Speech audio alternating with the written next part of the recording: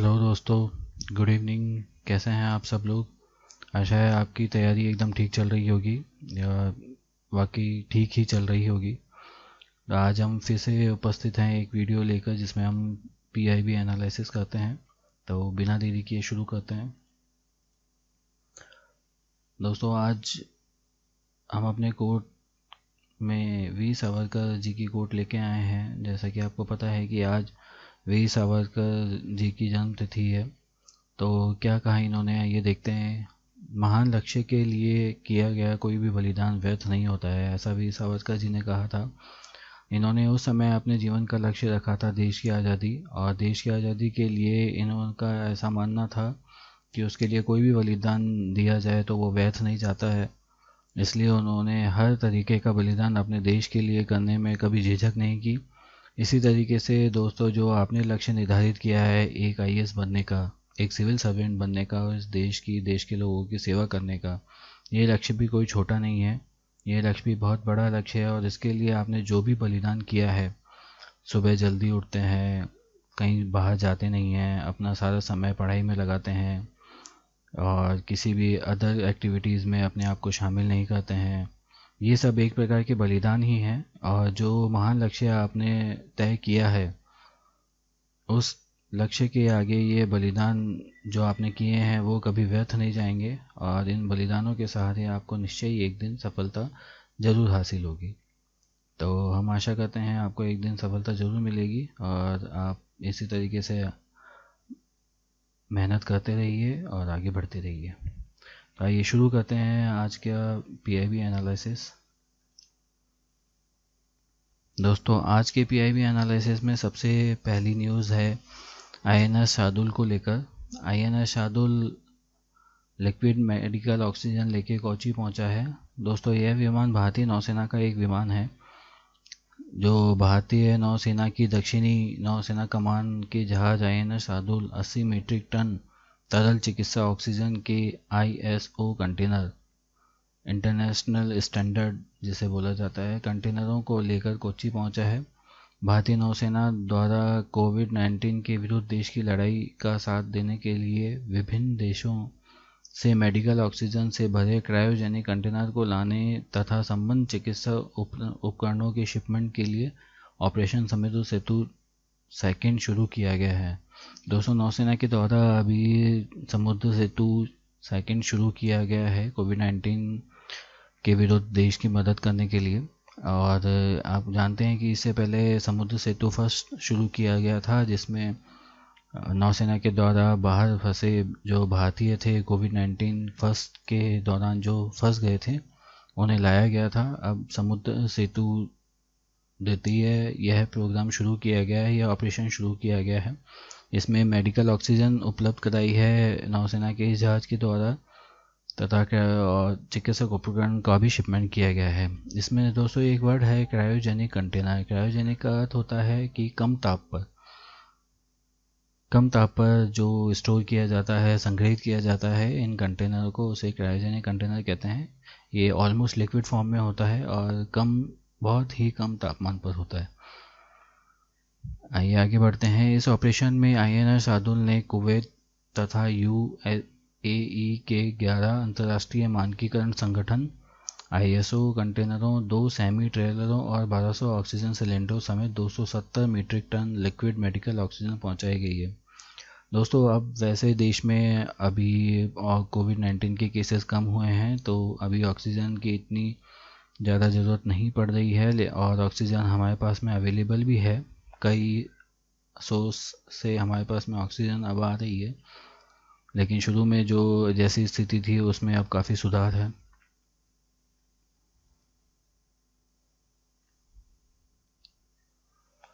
आइए अब जानते हैं आईएनएस शार्दुल के बारे में। आईएनएस शार्दुल क्या है और इसकी क्या विशेषता है। दोस्तों, आईएनएस शार्दुल जल, थल और नभ में चलाए जाने वाले अभियानों के लिए सैनिकों, बख्तरबंद टैंकों, वाहनों एवं आयुध को ले जाने में सक्षम एक उभयचर जहाज। आईएनएस शार्दुल एक बहुमुखी प्लेटफॉर्म है जो मानवीय सहायता तथा आपदा राहत अभियानों को पूर्ण करने में सक्षम है।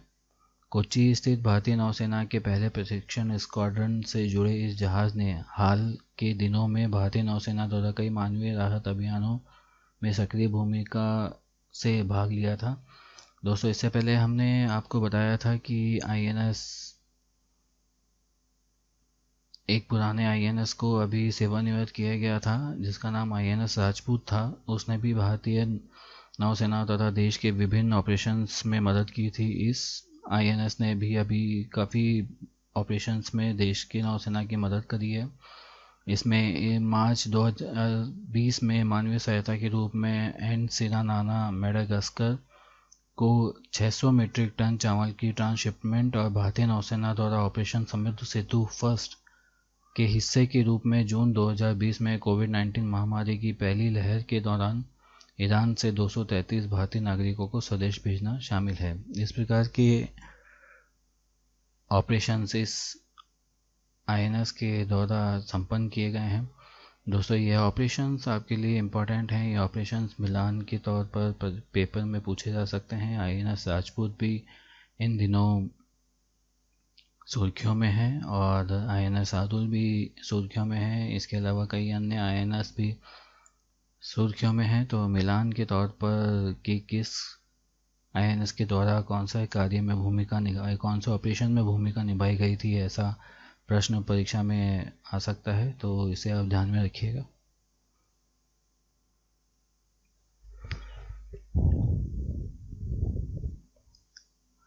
अगली खबर है दोस्तों एनएचसीवीसी के बारे में।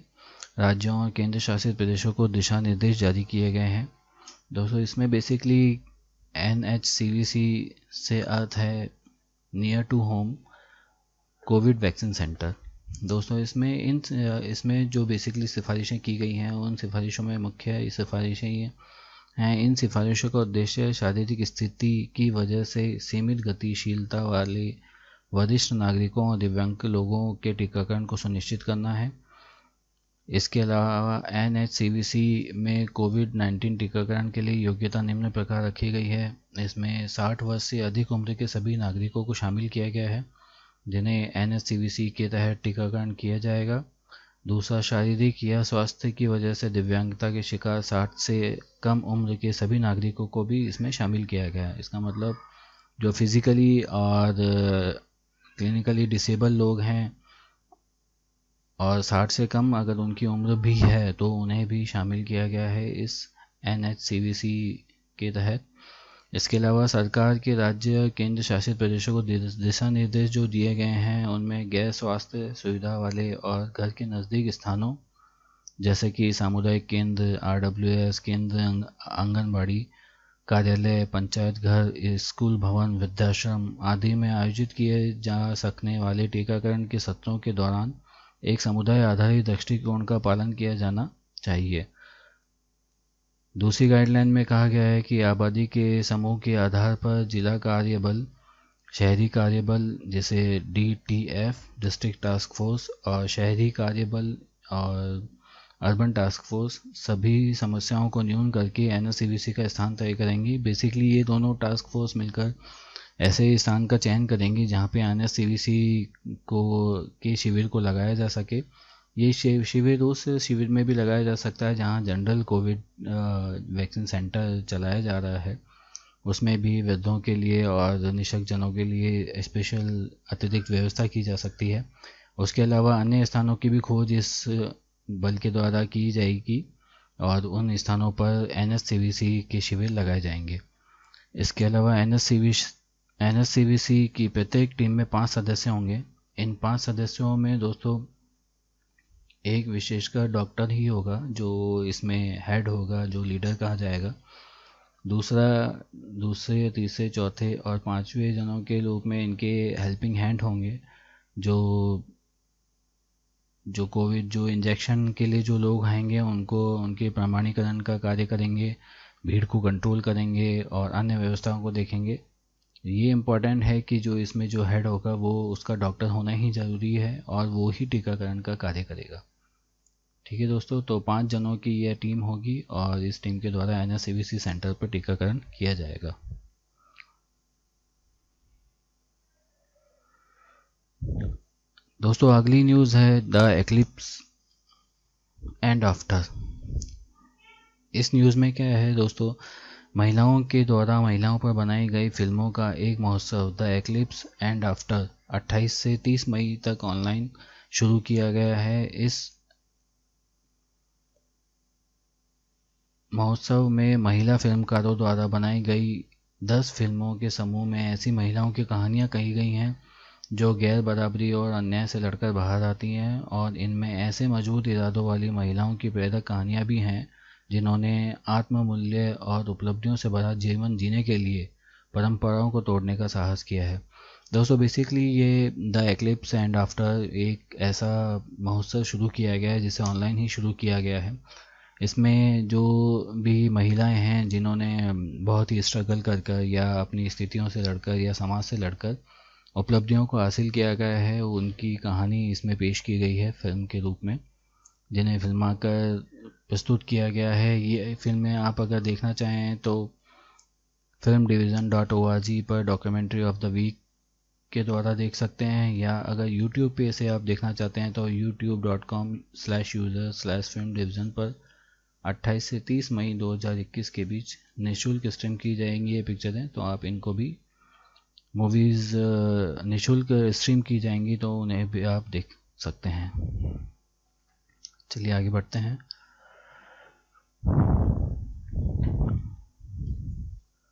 दोस्तों आपको पता होगा कि हाल ही में ब्रिक्स वर्किंग ग्रुप की चौथी बैठक संपन्न हुई है।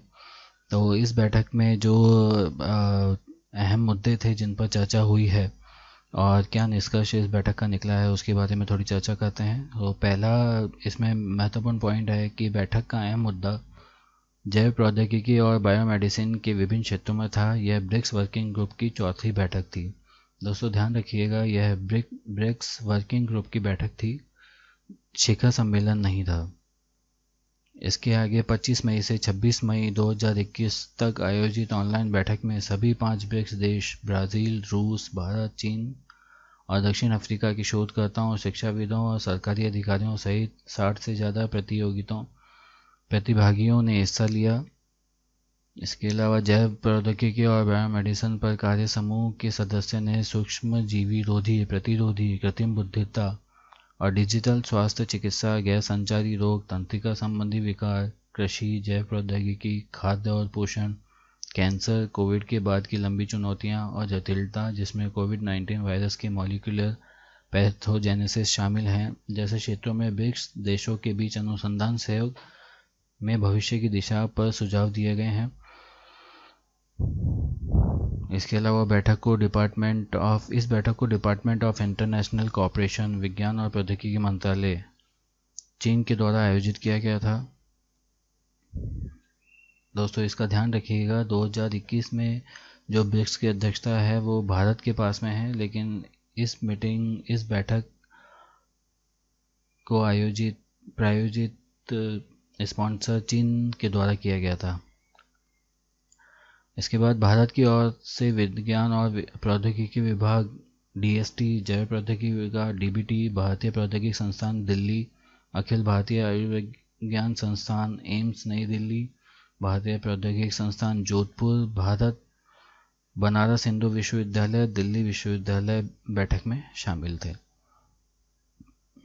तो दोस्तों यह कुछ इम्पोर्टेंट बात थी जो इस वर्किंग ग्रुप की बैठक में ली गई थी, जिन टॉपिक्स में इसमें चर्चा की गई थी। आइए ब्रिक्स के बारे में थोड़ी इम्पोर्टेंट बातें जो हैं वो आपको बता दें। दोस्तों ब्रिक्स दुनिया की 5 अग्रणी उभरती अर्थव्यवस्थाओं ब्राज़ील, रूस, भारत, चीन और दक्षिण अफ्रीका के लिए एक संक्षिप्त समूह है जिसे ब्रिक्स कहा जाता है। B for Brazil, R for Russia, I for India, C for China and S for south Africa. इसका संक्षिप्त रूप यह बोला जाता है। इन 5 देशों का यह एकीकृत प्लेटफॉर्म है। ब्रिक्स शिखर सम्मेलन की अध्यक्षता प्रति वर्ष ब्रिक्स के अनुसार की जाती है। इसका मतलब सबसे पहले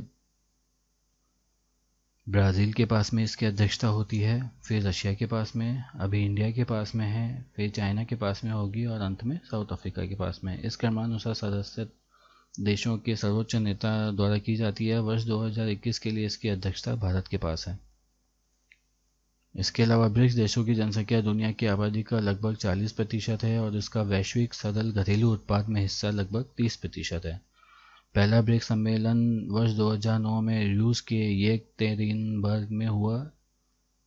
इसमें वैश्विक वित्तीय व्यवस्था में सुधार जैसे मुद्दों पर चर्चा की गई। ध्यान में रखिएगा दोस्तों, ब्रिक्स की जो इनिशियल इसकी शुरुआत थी वो 2006 में हो गई थी, लेकिन यूनाइटेड नेशन की मीटिंग में 2006 में एक वार्ता की गई थी वहाँ से इसकी शुरुआत हुई थी, लेकिन इसका पहला शिखर सम्मेलन 2009 में रशिया में हुआ था।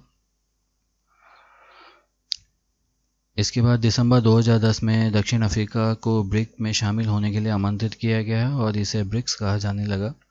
मार्च 2011 में दक्षिण अफ्रीका ने पहली बार चीन के सान्या में तीसरे शिखर सम्मेलन में भाग लिया। तो दोस्तों ये ब्रिक्स के लिए कुछ इम्पोर्टेंट पॉइंट्स थे, इन्हें आप ध्यान रखिएगा। आगे बढ़ते हैं। आप देखते हैं न्यू डेवलपमेंट बैंक। यह बैंक ब्रिक्स के अंदर में ही आता है, ब्रिक्स के अंतर्गत ही आता है। इस बैंक की कुछ विशेष बातें हैं जो आपको पेपर पॉइंट ऑफ व्यू के लिए इम्पोर्टेंट है और आपको ध्यान में रखनी चाहिए। इन पॉइंट्स में सबसे पहले है वर्ष 2012 में नई दिल्ली में आयोजित चौथे ब्रिक्स शिखर सम्मेलन में ब्रिक्स और अन्य उभरती अर्थव्यवस्थाओं के साथ साथ विकासशील देशों में बुनियादी ढांचा और सतत विकास परियोजना के लिए एक न्यू डेवलपमेंट बैंक की स्थापना पर विचार किया गया। दोस्तों 2012 में सिर्फ विचार किया गया था, इसकी स्थापना नहीं हुई थी। इसके बाद वर्ष 2014 में ब्राज़ील के फोर्टालेज़ा में छठे ब्रिक्स शिखर सम्मेलन के दौरान ब्रिक्स नेताओं ने न्यू डेवलपमेंट की स्थापना के लिए समझौते पर हस्ताक्षर किए थे। दोस्तों ध्यान रखिएगा, ये बहुत इंपॉर्टेंट है। इसकी मीटिंग 2012 में हुई थी, लेकिन इसकी स्थापना 2014 के शिखर सम्मेलन में हुई थी। इसके बाद न्यू डेवलपमेंट बैंक के संचालन के प्रमुख क्षेत्र ऊर्जा, परिवहन, अवसंरचना, सिंचाई, स्थायी शहरी विकास हैं। इसके अलावा एनडीबी सभी सदस्य देशों के समान अधिकारों के साथ ब्रिक्स सदस्यों के बीच एक परामर्श तंत्र पर भी काम करता है।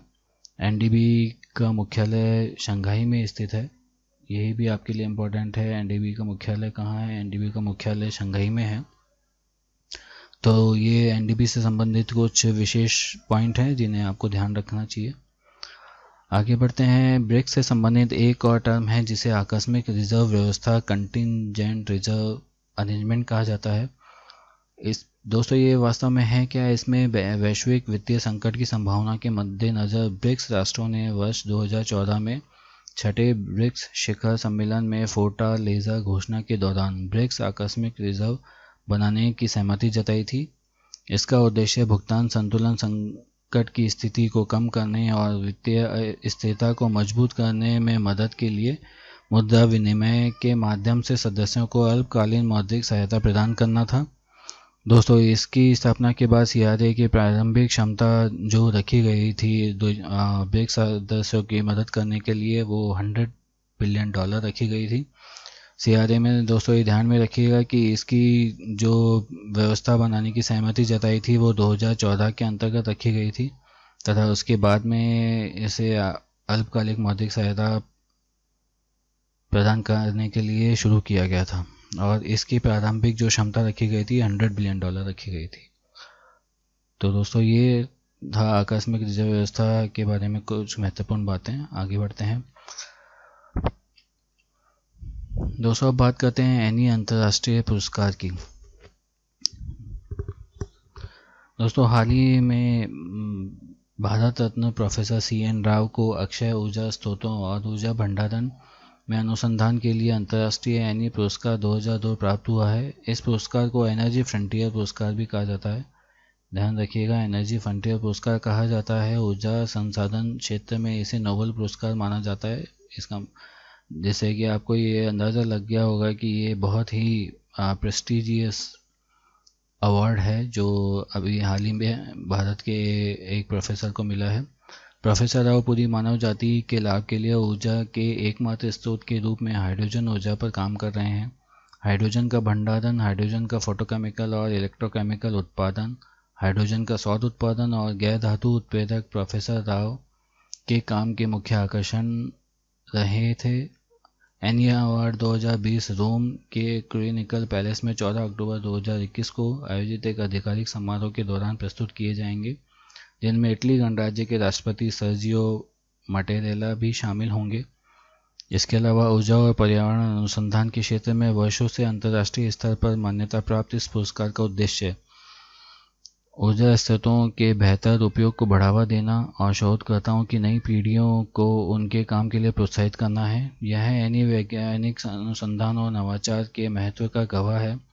इस पुरस्कार में नगद राशि और विशेष रूप से ढाला गया एक स्वर्ण पदक प्रदान किया जाता है। एनी पुरस्कार को जुलाई 2007 में शुरू किया गया था।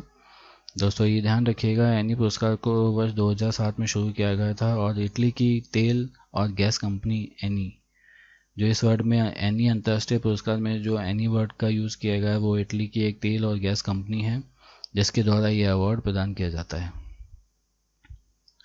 तो दोस्तों इसके लिए सिर्फ इम्पोर्टेंट यही कुछ बातें हैं जिन्हें आप ध्यान में रखिएगा।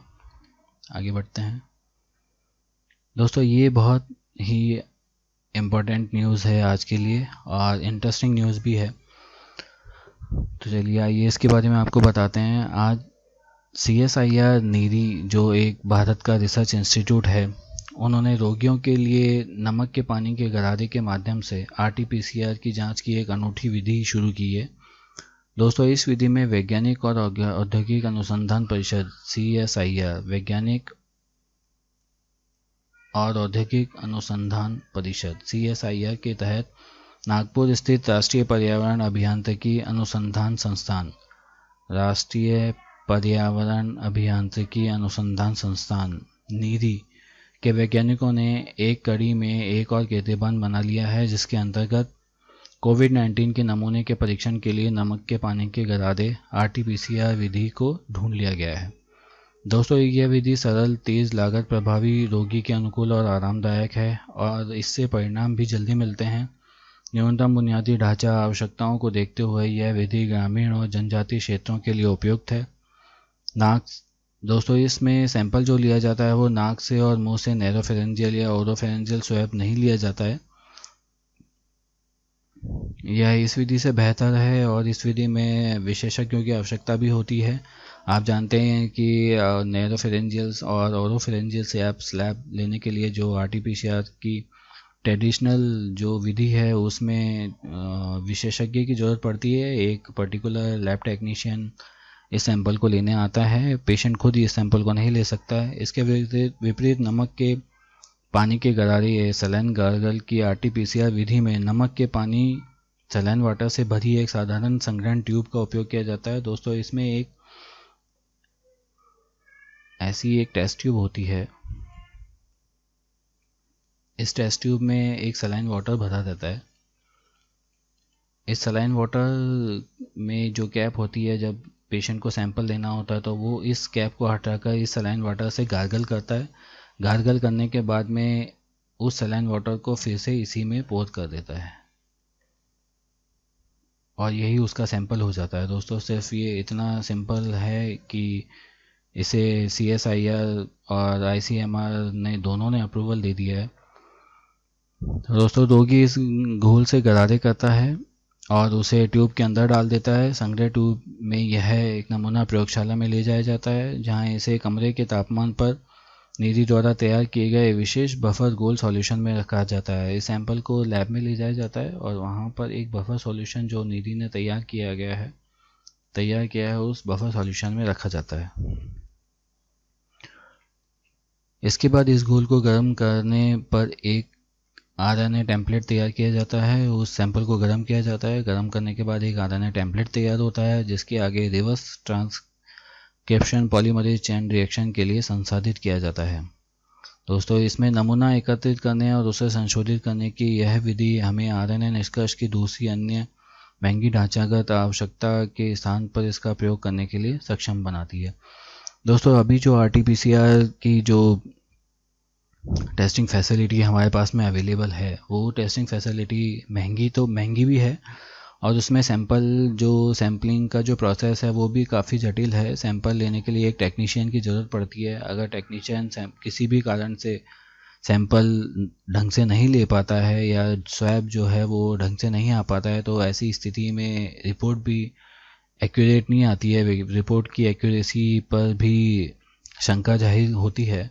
ऐसी स्थिति में यह जो टेस्ट जिसे ICMR ने भी अप्रूव किया है, यह टेस्ट आना बहुत ही अच्छी बात है और इससे पेशेंट को भी राहत मिलेगी और मुख्य तौर पर ग्रामीण परिवेश में जो लोग रहते हैं उन लोगों को इससे बहुत सहायता मिलेगी। अपना सैंपल देने के लिए उन्हें सिर्फ गार्गल करना है और ये सैंपल उसी ट्यूब में वापस से भरकर लैब तक पहुंचाना है। तो दोस्तों, आज के PIB एनालिसिस में सिर्फ इतना ही। आपको यह एनालिसिस कैसा लगा, इसके बारे में अपने सुझाव हमें कमेंट बॉक्स में ज़रूर दीजिएगा तथा हमारे पेज को लाइक, शेयर और सब्सक्राइब जरूर कीजिएगा। हमें फेसबुक पर, ट्विटर पर और इंस्टाग्राम पर फॉलो ज़रूर कीजिएगा। आज के लिए बस इतना ही। कल आपसे फिर से मुलाकात होगी इसी समय पर। जय हिंद। Thanks for watching.